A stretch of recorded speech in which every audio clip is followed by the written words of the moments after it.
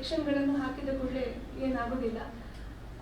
ತೀವ್ರವಾಗಿ ಅವರಿಗೆ ಪನಿಷ್ಮೆಂಟ್ ಆಗಬೇಕು.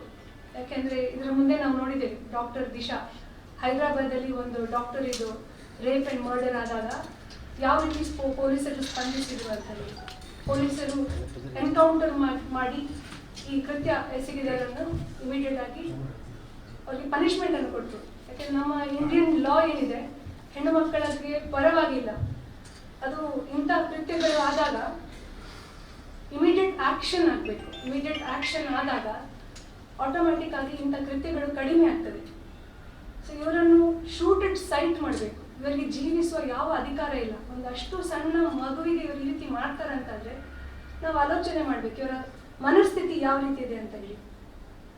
ಈ ಪದೇ ಪದೇ ಆಗುವಂತ ಕ್ರೈಮ್ ಏನಿದೆ ಇದು ಎಲ್ಲ ಹೊರ ರಾಜ್ಯದಿಂದ ಬಂದವರು ಮಾಡ್ತಾ ಇದ್ದಾರೆ. ಯಾಕೆಂದ್ರೆ ನಮ್ಗೆ ಇವರ ಮೇಲೆ ಅಕೌಂಟಬಿಲಿಟಿ ಇಲ್ಲ. ಇವರು ಎಲ್ಲಿ ಕೆಲಸ ಮಾಡ್ತಾ ಇದ್ದಾರೆ, ಇವತ್ತು ಅವರ ಒಟ್ಟಿಗೆ ಇರುವ ಮಕ್ಕಳನ್ನೇ ರೇಪ್ ಮಾಡ್ತಾ ಇದ್ದಾರೆ. ನಾಳೆ ನಮ್ಮ ಮಕ್ಕಳಿಗೆ ಇದೇ ಪರಿಸ್ಥಿತಿ ಬರ್ಬೋದು. ಮಕ್ಕಳು ಎಲ್ಲರೂ ಒಂದೇ. ಫಸ್ಟ್ ಆಫ್ ಆಲ್ ಇಂಥವರಿಗೆ ನಾವು ಅವಕಾಶಗಳನ್ನು ಕೊಡಬಾರ್ದು. ಅದಕ್ಕೆ ನಾವೆಲ್ಲರೂ ಒಟ್ಟಾಗಿ ಇದರ ಎಗೇನ್ಸ್ಟ್ ಹೋರಾಟ ಮಾಡಬೇಕು. ಈಗ ಅವರನ್ನು ಹಿಡಿದಿದ್ದಾರೆ, ಯಾರು ವಕೀಲರು ಈ ಕೇಸನ್ನು ತಗೊಳ್ಬಾರ್ದು.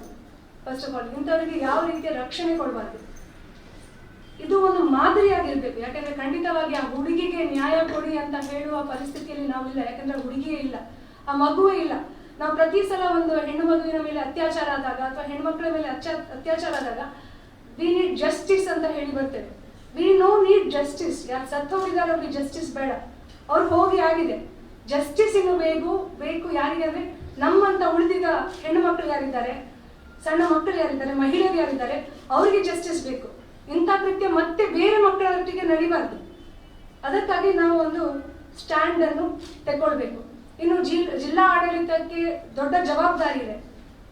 ಯಾಕೆಂದ್ರೆ ಇದೊಂದು ತಲೆ ತಗ್ಗಿಸುವಂತ ಕೆಲಸ ನಮ್ಮ ಜಿಲ್ಲೆಯಲ್ಲಿ ಆಗಿದೆ.